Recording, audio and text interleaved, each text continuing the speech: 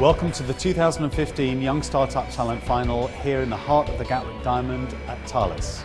Young Startup Talent has been working in the Gatwick Diamond area for 5 years with a goal to inspire, instill and work alongside aspiring entrepreneurs aged between 16 and 25. For the team, 2015 saw the arrival of a new set of young individuals who all wanted to kickstart their business ideas. The team visited schools, colleges and universities to work alongside students and offer them the opportunity to find out more about running a business, and for students who have already begun to develop their ideas to see how they can further advance to the next level. During 2015, the initiative made lots of exciting developments, one of which has been working alongside Latest TV, who have been following the process for a 6-part fly-on-the-wall documentary. The documentary will be aired later this year on the new Channel 8. With the strong support of sponsors, young startup talents are able to help more entrepreneurs to start up their own business, and the young residents of the Gatwick Diamond have not disappointed, receiving a huge amount of interest and business ideas submitted into the process. The top ideas were selected to attend the semi-final to meet with the judges and sponsors on a one-to-one basis for a speed networking event. Held in Crawley at Base Point Business Centre, the evening was attended by some of the sponsors and judges from the local business community who are breaking down business plans and concepts to understand each business in more detail. Each judge provided feedback to further develop each entrepreneur and give them as much support to take away with them, whatever the outcome. The session created a real buzz between sponsors and supporters of the initiative, who deliberated late into the evening to discuss each individual in more detail, to see what would go through to the final stages, and be in with the chance of winning the £50,000 prize of products and services. Let's see how they get on. The judges for this year's process include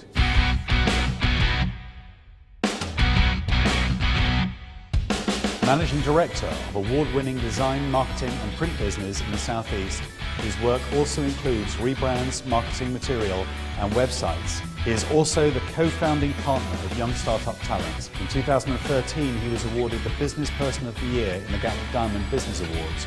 Matt Turner of Creative Pop.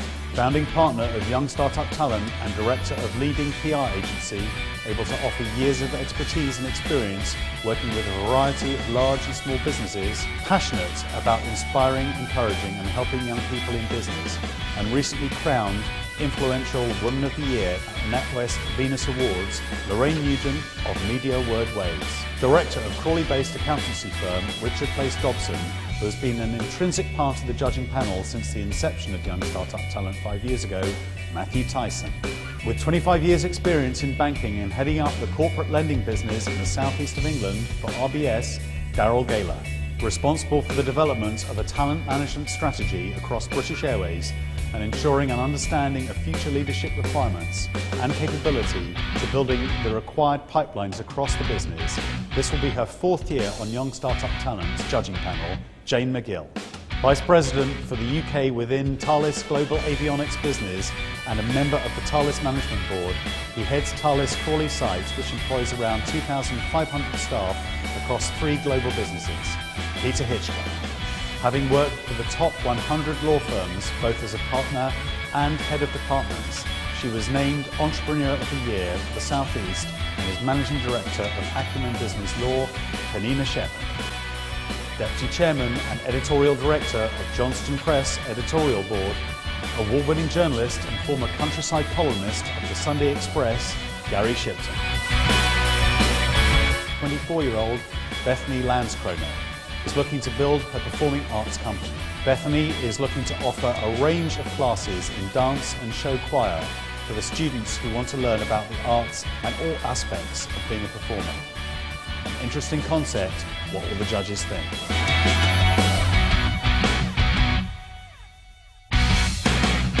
Hello everybody. My name is Bethany. Terra Performing Arts is a company that offers show choir and dance classes, not only to children aged 4 to 16, but also to toddlers and their parents, and adults as well.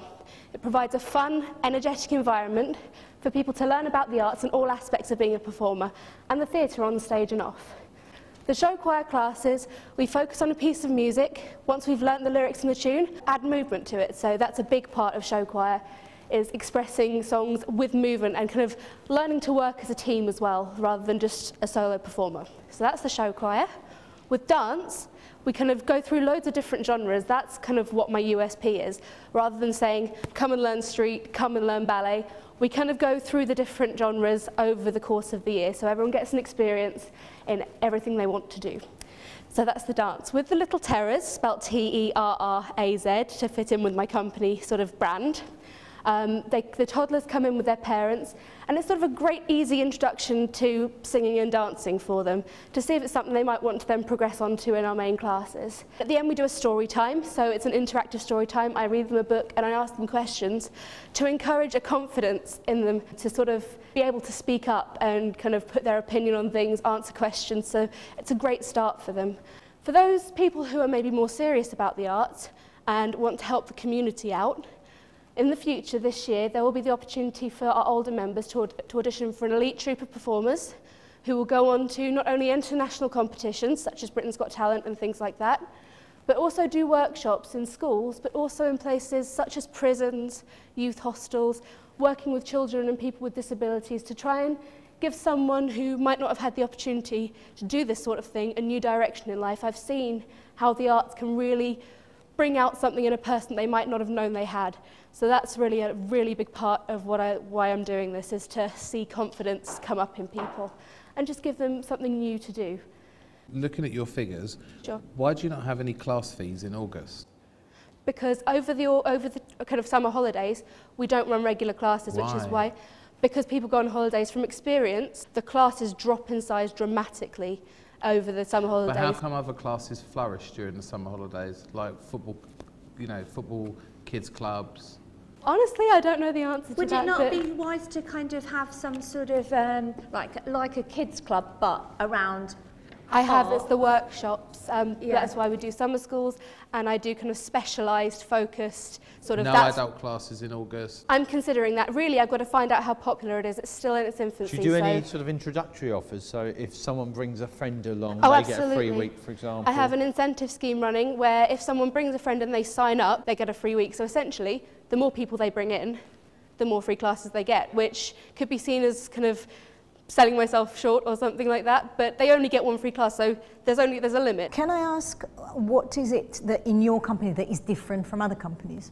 Well, I mentioned before, with the dance and with the music, a lot of companies are just musical theatre classes, or just street, or just ballet and tap.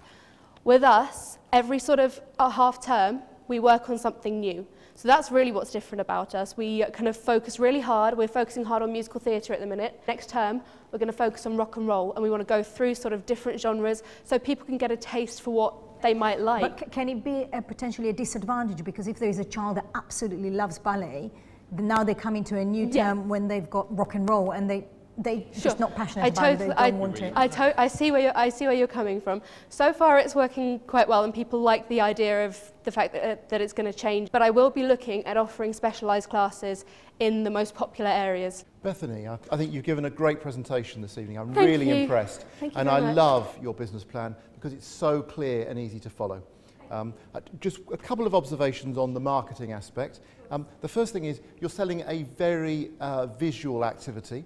Have you considered some video to go on these websites to promote it? I have absolutely. Obviously I need to build up the number of people in my company first, because at the moment I'd be filming kind of 4 or 5 people. I want to make sure that they've all got their t-shirts. They get a t-shirt when they join. I'll just show you one of those.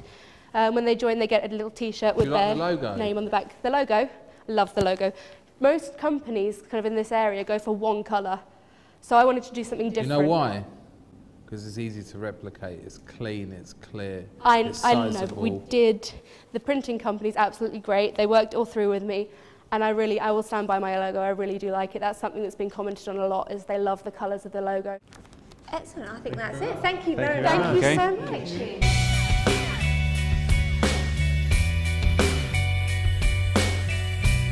Next to pitch their concept are 16-year-old Conor Haskins and Rhian Gillah. The duo are looking to start up a prosthetics company aimed at supplying high-end services to companies of varying sizes. The concept, which has not entered the Young Startup Talent process before, what will the judges make of their services? Hi, I'm Conor Haskins, and this is... I'm Rhian Gillah. We're part of Guerilla Skin's special effects and prosthetics. And basically what we do is we offer a service of low price makeup and the application of it, so for individuals and film companies or small film companies that would like a higher quality application of makeup for a lower price within their price range and their budget. So we have quite a wide target audience, such as private individuals, as well as smaller things such as makeup packs that we can sell. So there's quite a big opportunity for revenue, and we are quite confident that this product and the service could be a massive milestone, because the target market at the moment is quite big and the market itself doesn't have many competitors in it. So we're hoping that, well, we know that once we launch this business, there's not going to be much competition for at least a year or two until this catches on and becomes a big trend. So other things we have, I think you will have portfolios of our work. Yeah, and you can see that's the kind of thing we do. That's mainly horror at the moment. So we obviously have chances to work with big companies such as Tully's Farm and other companies and events that do that kind of thing yearly. But obviously that's not just our only selling point. We can do it throughout the year through conventions such as, I'm sure you've heard of Comic-Con and like film studios, film conventions, where people like to dress up and go as their favourite characters from movies and games, and we can offer that kind of service for quite a low price. We're actually talking about our price at the moment, because it can change depending on our market research. At the moment it's £90 for a single person. How did you guys get started? Well, it was last year actually, last October, where Rhian, she did a, would you like to film? Oh, well, I got all the inspiration from The Walking Dead. I watched the special features and it tells you how to do the makeup yourself. So I tried it and found I was quite good at it and carried on doing that, and each Halloween that I've done it, people have paid me, like friends, family friends and stuff. So when she came to me and tried to do it on me, I decided that maybe more people would like to do this. So we did some research and we had a look around. Turns out no one else is selling this product, so we decided we should. And do you have any kind of official training or qualifications, or is it a kind of natural gift? It's all self-trained. Because at the moment, seeing as we're not, obviously we've got to do advertising and got to build up our customer base, so at the moment we could use Rhian and her talents just for the moment, but eventually when we expand we hope to get We would employ clients. people, yeah. And I could teach them if they don't have a qualification, or we could take them straight from colleges. And universities. There's quite a few around from like Hastings and Bournemouth that we can hire, as well as around the country. First thing you said was you were going to be low price yet high quality. You're sort of caught between the two, really. It's, are you sort of the cheap and cheerful, or are you going to be high quality? And you're going to get stuck in putting in lots of time, lots of effort. Someone gets a quality product, but my question becomes: is how long does it take you to do? Well, as you can see, the mouth and the small cuts and the neck cut. It only takes about 10 minutes. You know, you mentioned one of your sort of target audiences with these conventions. How many of those conventions are there per year? Easily once a month for the big ones. It's once a month. Yeah, and the smaller ones. MCM is around the country nearly every month, and thousands of people turn up. Yeah, and that's just one company that does it. There's 100 companies. So there's lots of companies that do it all the time. So it could actually, you could go from convention to convention each week or something. Yeah, we could easily get 200 people a month in like the second, third year. I was going to ask you about the logistics of it, because I guess a lot of this stuff is Friday nights, Saturday nights, and people have got a certain window when they're available, and you know you're looking at doing say 210 people in a month. Just say in October in your plan.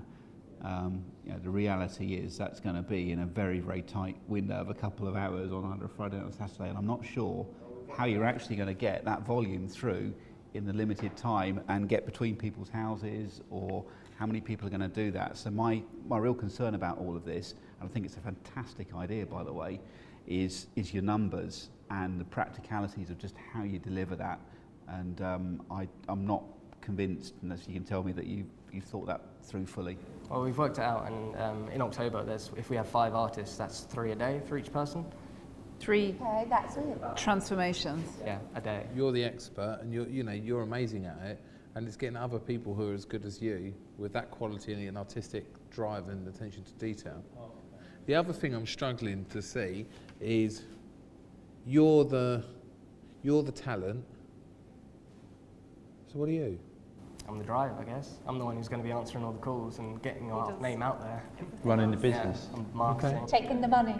Okay, well done, guys. Thank you. Well done. Thank you. Yeah, well done. Thanks.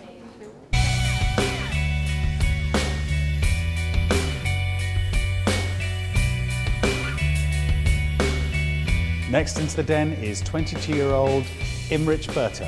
He's looking to pitch his unique sushi delivery service by sourcing the finest ingredients to create luxury products. Imrich hopes to use his experience to take his business that step further. But will it be enough to appetize the judges?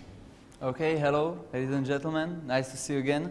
I will introduce myself. My name is Imrich, and my business name is Happy Go Sushi, and obviously it's sushi business.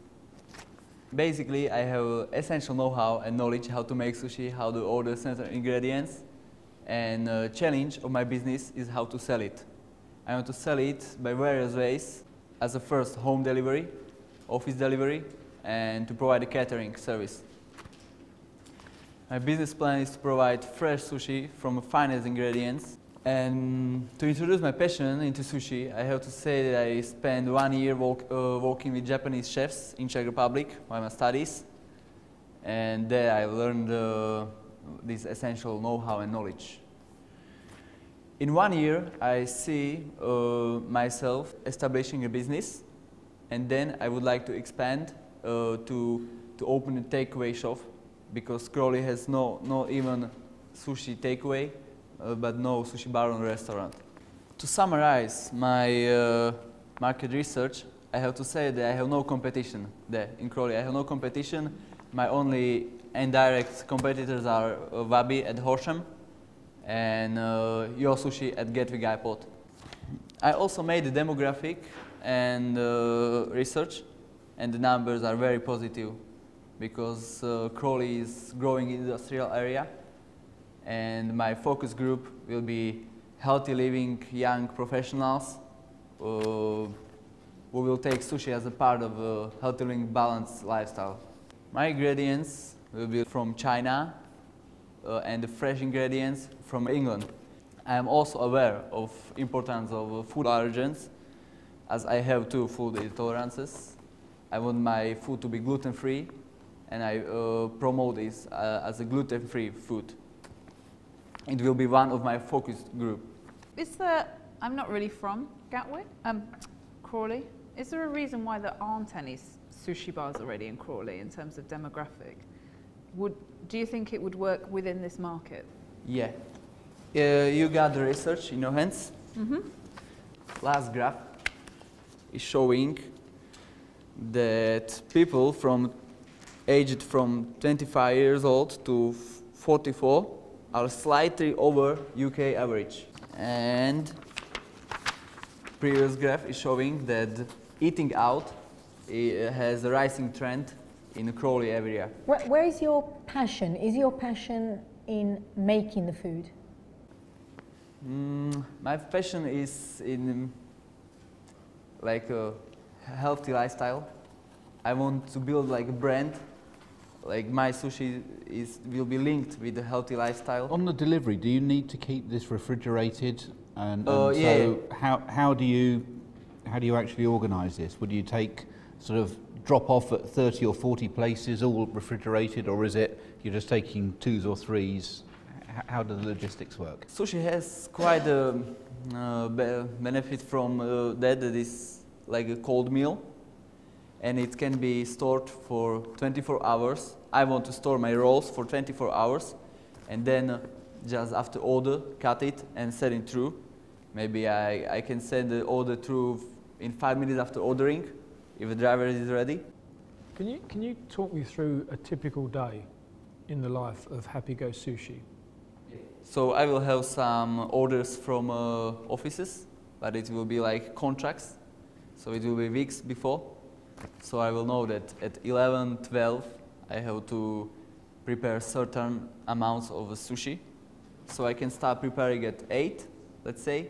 I can keep full rolls in a fridge. Yep. Then I will just cut it, arrange it, and put it to the driver.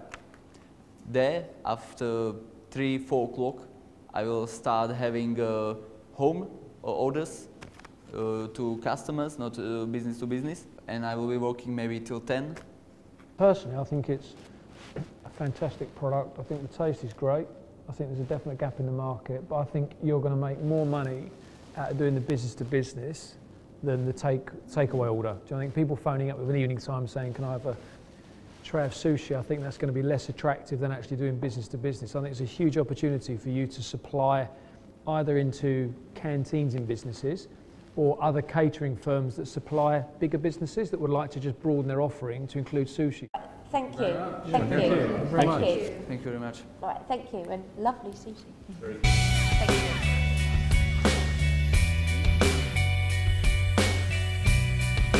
Next to pitch his idea is 21-year-old Will Bauer. Will is bringing his creative video production company to the Gatwick Diamond process for 2015. His successful online content has already received millions of views online and has a great response. Let's see how Will gets on in front of the judges. Hi, my name is Will Bauer and I'm here to tell you about my company, Royalty Free. It's a creative agency producing video content for companies to use on social media, websites and YouTube. 2015 is set to be the year of the video and more minutes are being watched online than ever before. Royalty Free fuses the untapped, unadulterated, creative world of YouTube to brands who need fresh ideas to promote a product, service or the brand itself. Brands send us a brief, we propose 4 avenues using various YouTube talent.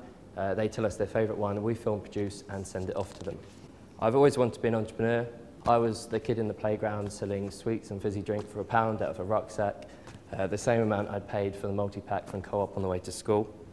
I've always thought of businesses to start and I finally found something I'm good at and enjoy doing. Royalty Free fuses my passion for video and business as it does brands and YouTube. So what's going on at the moment?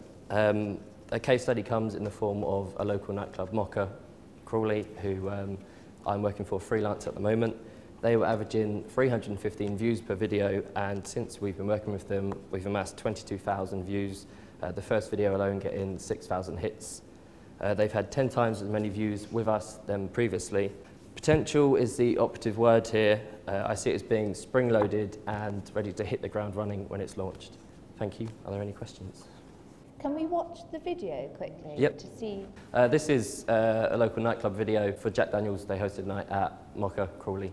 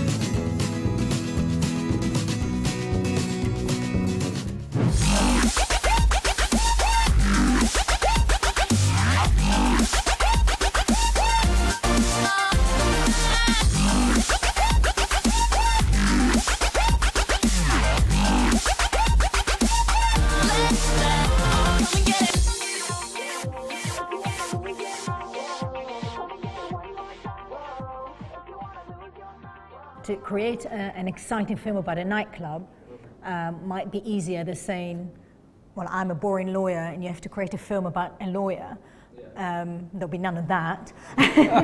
So, how would you deal with these challenges if you were to work with corporates? Or are you thinking just to be in the entertainment industry? Yeah, I mean, the target audience is a youth marketing agency, so that it's more about the demographic of the client as opposed to sort of who we're looking at. So okay. It's more sort of business to consumer, a young marketing agency fueled by young minds. Is your expertise, you said you hire a cameraman, so you don't actually do the filming, do you just do you do the editing? I can edit, and I'm sort of the second cameraman and the sound assistant. I think most jobs need sort of 2 people there anyway, but he's doing a degree in that, so he's a lot better than me, and it's better to have sort of the best quality. There's always going to be better cameramen out there, and there's always going to be better editors out there than you. With all respect, there always will be, because they have deeper pockets and better camera and more up-to-date equipment. So you've got to think about what is your USP, which I think, for me, from what you're saying, is around your creativity and your understanding of your target market. Yeah. So I think somehow you've got to join up that, which is a real USP for me, but you've got to think about who might be the buyers of that as a product. It's a really, really good idea. I just think you've got to understand where that revenue stream is going to come from, who's going to pay for that. But how different are you from another young person who's filming? I don't know. I think the proof is sort of in what we've done so far, I guess. We've done a lot of videos in Crawley just as a base for where we started, and they've been very well received. Would you ever be brave enough and do a pay-per-view model? So if you made me a promotional video for my business, there's no cost to make it, and I'll pay you 10p for every view it gets on YouTube. That's a very new concept, I guess, but that could push you forward. Put your money where your mouth is. Yeah. Thank you very much, Will. Thank you for listening. Okay, thank you. Last to pitch is 21-year-old Christopher Foster. Pitching all the way from France, Christopher is looking to further develop his student freelance and job application business with the help of tonight's Young Startup Talent judges. He's looking to expand researching students throughout the UK, but will the judges see eye to eye with this break in the market? Student Engine is an online platform that connects businesses across the UK with students as well. Its pure aim is to help young businesses and startups, mainly within the first 2 years, to connect their businesses and connect with students on. And students do this for significantly less than companies and the average freelancer. Now, the website works in 3 ways. First, they have a freelancer section. The freelancer section enables businesses to upload jobs, one-off jobs. This can be on websites. So, for instance, a business uploads a description of what they want done, and then a budget they have in mind. Then this gets pinged out to all of the students and match the criteria, where they can search for this job as well. Now, once the students apply for that job, or that project, the business can then see what candidates they have in front of them, and also see what universities that they go to, what skills they have, what course they're on, and what year they're in as well. Now, businesses can then go and purchase this, and again, the payment system works very similar to the freelancer section. The final section of the website is the job board. And this job board enables full and part-time jobs, as well as apprenticeships and interns. And this works very similar to other sort of job sites. So that first phase, you've already started it, is that right? Yes, it's already started. Yeah, at the moment there's a holding page as well, which is up, which is, if you want to do that later, it's studentengine.co.uk, and that's up there at the moment, and that targets students as well as businesses to sign up. You were referring to start-up businesses. Any particular reason why not established businesses, for example? Why does it have to be start-up? Mainly due to start-up businesses, as I believe this is truly beneficial to those early-stage businesses, as students will do the work significantly less than a normal freelancer, and therefore startups that do not have the huge capital that want to save funds, but go to the website wherever and choose my business to do this. One of the factors of marketing is we are I've already got a place or an exhibition at UK Startup Exhibition, which is in May 2014, which has over 23,000 startups that visit it every year, and it's the second largest business expo in the UK. And they're also going to help you with marketing plan as well, a digital marketing plan. I've also negotiated a digital guide, which full-page digital guide, which the normal sponsorship would charge out over £1,000 for this. And they're going to use that to target it for the startup businesses. And from this, they reckon I should get between £1,000 to £2,000 worth of revenue.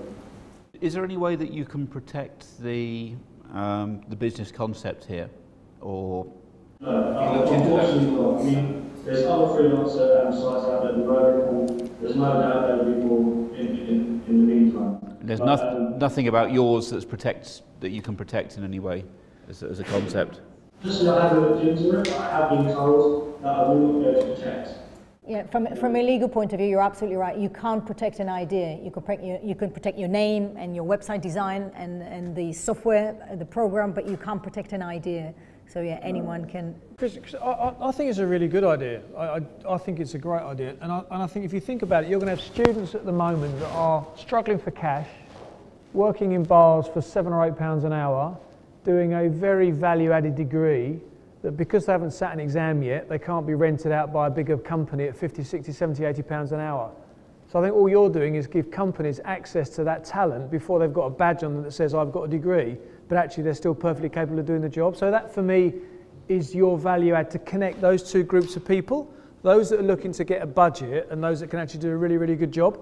So I think there is something there, rather than necessarily qualified students trying to find a full-time role. I think the better opportunity is around connecting people that are doing a project that wants value for money but is prepared to sacrifice a little bit of quality and take a bit of a view, with some very, very skilled students that need to recognise they've got to rent themselves out a bit cheaper than they might be able to in 6 months' time when they've got a badge that says I've got a degree. I think that's your opportunity. Super. Thank All you very right, much. Thank you. Chris. Thank you. Enjoy your skiing. You. Yes, you can relax now. Thank you. See you when you get back.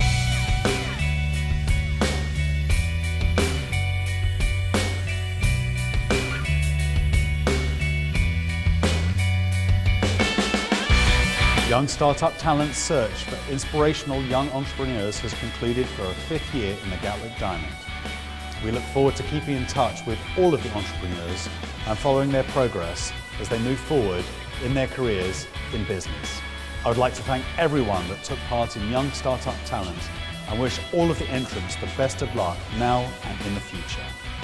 The initiative continues to support young business people and the wider community with help and support of its sponsors. For those looking to enter or just find out more about the initiative, visit youngstartuptalent.co.uk.